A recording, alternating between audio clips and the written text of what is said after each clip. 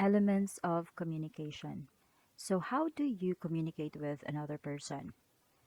What do we need in order to communicate with another person? Can we communicate even without using words? Yes, of course, right? So, in this video, we will be discussing face to face communication. And the elements of face to face communication are the tone of voice, body language, and words. Those are the elements of communication in face to face. No, it's not just words, but also tone of voice, body language. Also, we will discuss verbal communication and so verbal communication, it can be face to face or via phone call or in a manner wherein the two-person does not see each other. And also, we will discuss physical communication. So, face to face communication. According to Dr. Albert Merabian, he's a doctor of philosophy. He said that there are three elements in face to face communication. Three elements.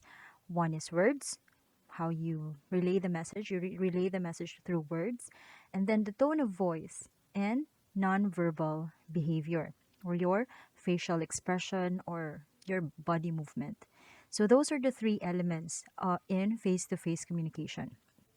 And according to him, if words disagree with the tone of voice and nonverbal behavior, people tend to believe the tonality and nonverbal behavior. So it is said that you hear what they are not saying. Say for example, your friend would say, if your friend is angry at you and then you ask, "Are you okay? Are you fine?" And then he or she would say, "I'm okay, I'm fine." But the words seemed not the real thing, right? Yeah, the person who says that conveys another. So we tend to believe the tone of the voice and the nonverbal behavior rather than the words. So in communication, a speaker's words are only a fraction of his efforts. The pitch, the tone, so the pitch and tone of voice, the speed and rhythm of the spoken word, and the pauses between those words may express more than what is being communicated by words alone. So you become effective in communicating when all of this, so it said that you become effective in communicating when all three elements, the words, tone of voice, and nonverbal behavior, are aligned with each other. If they're not aligned, we tend to believe on the tone of voice and the nonverbal behaviors than the words.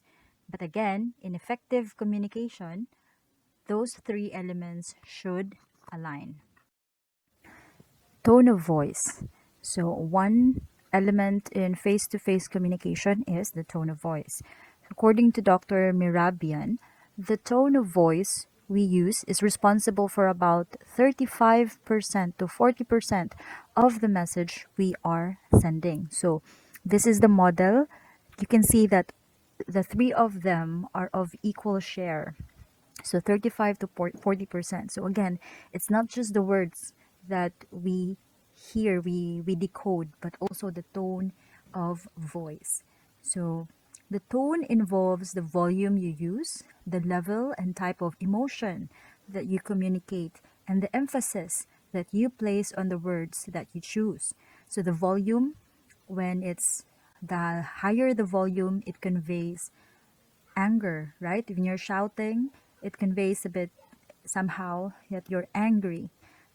Your emotion, how you feel, also is can be heard in your tone of voice and emphasis. For the emphasis here, that is, read the following phrases with emphasis on the bold word. So read this aloud. Let's read it together. I didn't say he borrowed my book. Sorry. I didn't say he borrowed my book. I didn't say he borrowed my book.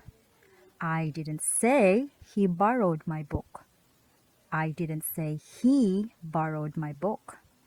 I didn't say he borrowed my book. I didn't say he borrowed my book. I didn't say he borrowed my book. So notice that the meaning of the sentence changes each time, right? Even though the words are the same. So the emphasis you place on the word draws the listener's attention, indicating that the word is important somehow. So in I didn't say he borrowed my book, the phrase includes the message that someone else said it and not I, right? So when you look at again, they have the same words. The same sentence can have multiple meaning depending on which word is emphasized. So the emphasis on a particular word implies additional information that what the words say. The emphasis on a particular word implies additional information than what the words is actually saying. So the same as I love you. I love you, or I love you. It's you that I love and not someone else. So the emphasis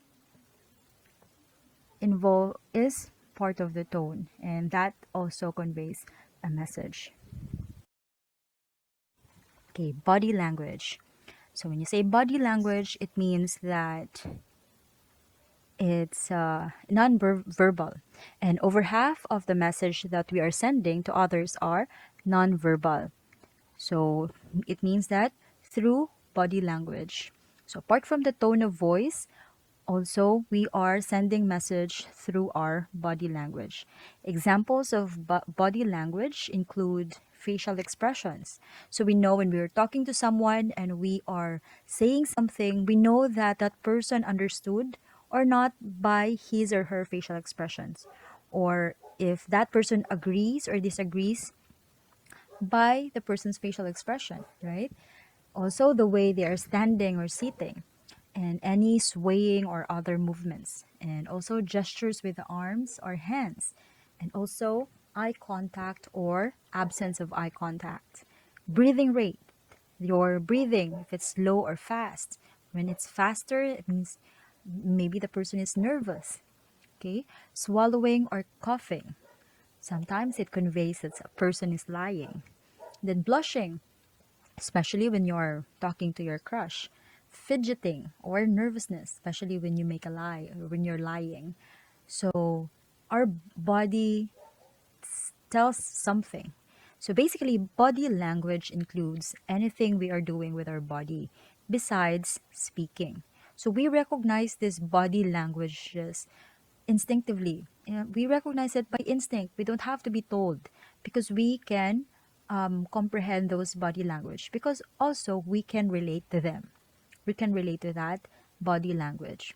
Okay, now let's have an imagine game again. So for example, we are in a classroom setting and you have Mike, Jane, Dave, and Marcy.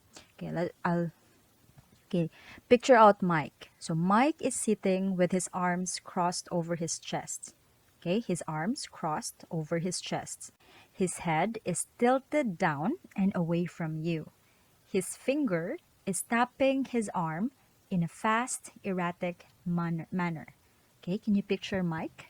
Again, Mike is sitting with his arms crossed over his chest. His head is tilted down away from you. His finger is tapping on his arm in a fast, erratic manner. Okay, that's Mike. Now, Jane, picture out Jane. She is sitting back on her chair with her arms crossed behind her head. She is smiling at you and nodding her head from time to time as you speak. Okay, let's go to Dave. Dave is standing close to you at an angle. He is speaking just above a whisper and in a strained voice. He makes quick, sharp movements with his hands. And then lastly, Marcy. Marcy is presenting to the team, your team. And she is swaying back and forth. Her hands keep changing positions and she seems to keep in a meeting. Her legs are crossed and the legs that is on the floor is bouncing up and down at a rapid pace. So her legs are crossed and the leg that is on the floor is bouncing up and down at a rapid pace. She is sitting forward in her chair with her pen tapping on the table. So with that short description, we can picture these people with their behaviors, right? Even without hearing a word from them, we have a pretty good idea of how they are feeling about the situation or about what we are saying to them. So it's not what you say, it's how you say it that matters the most in relaying your language.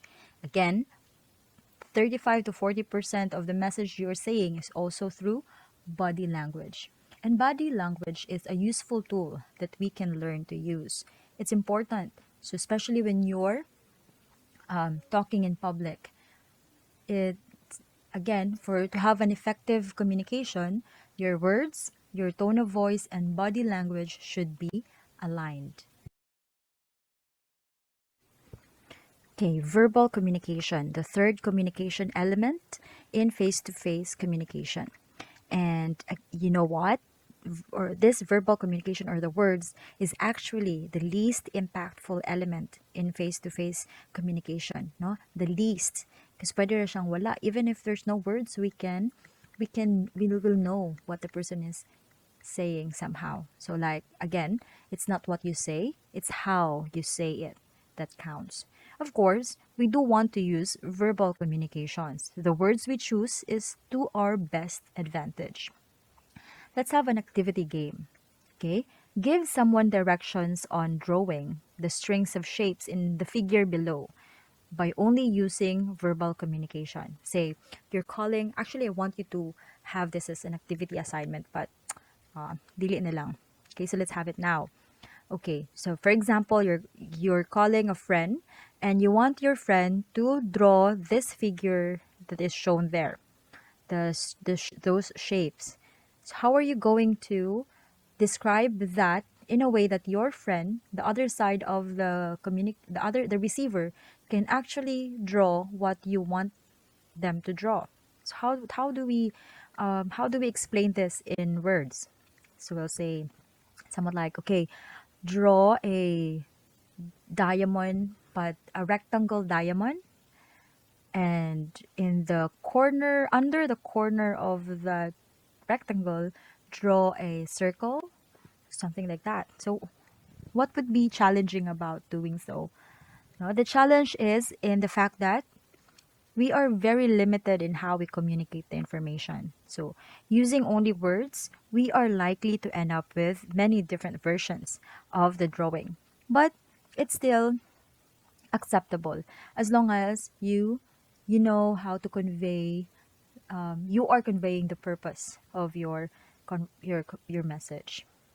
So that is verbal communication, the use of your words